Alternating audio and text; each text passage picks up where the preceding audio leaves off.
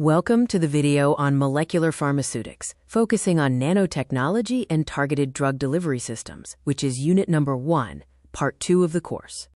Chapter 8 discusses physical and stimuli-responsive targeting systems, particularly externally triggered approaches. This method uses external physics for spatiotemporal control over drug release. Stimuli-responsive targeting systems include magnetic guidance and ultrasound activation.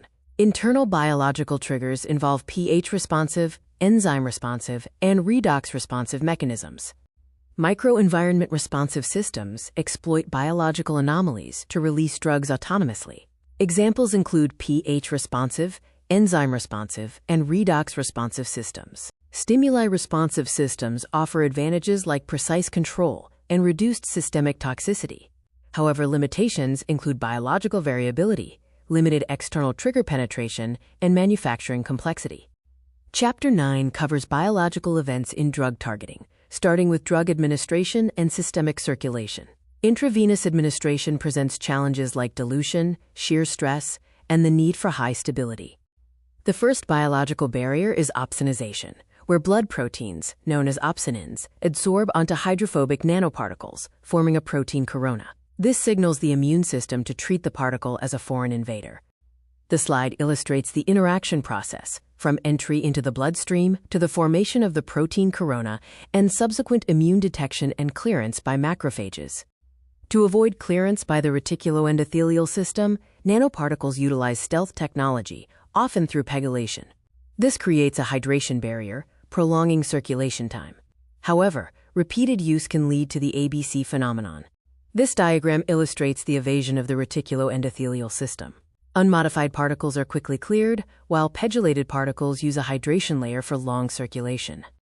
Extravasation is the crucial step where the carrier exits blood vessels to accumulate at the target site. Success depends on factors like blood flow, vascular permeability, particle size, and interstitial fluid pressure. Cellular uptake involves several steps. It begins with receptor binding, followed by membrane invagination and vesicle formation. Next is endosomal escape, and finally drug release into the cytoplasm or targeted organelle. The mechanism of cellular drug uptake involves binding, endocytosis, endosome formation, lysosome fusion or breakdown, and drug release. Different endocytic pathways include clathrin-mediated, caveolin-mediated, and macropinocytosis. Chapter 10 discusses biological processes, starting with biodistribution. Targeted drug delivery systems aim to alter the natural biodistribution to favor the target organ over clearance organs, like the liver and kidney. Pharmacokinetic processes, or ADME, include excretion and biodegradation. Carriers must degrade into non-toxic byproducts, like lactic acid and glycolic acid from PLGA, promoting biodegradability. Section 10.3 covers pharmacodynamic considerations. Targeted therapy allows local concentrations at the target site to be significantly higher than systemic levels, achieving efficacy while maintaining safe systemic exposure. Section 10.4 addresses cellular transport mechanisms, including diffusion, active transport, and vesicle-mediated transport. Sophisticated applications include hijacking transferrin or exploiting glucose transporters for enhanced brain delivery across the blood-brain barrier. Section 10.5 focuses on intracellular trafficking and drug release. After endocytosis, the carrier enters the early endosome where the pH drops. Endosomal escape is a critical step to avoid lysosomal degradation. Mechanisms for endosomal escape include the proton sponge effect, pH-sensitive polymers that destabilize membranes, fusogenic peptides, and photochemical internalization. Failure to escape leads to lysosomal degradation.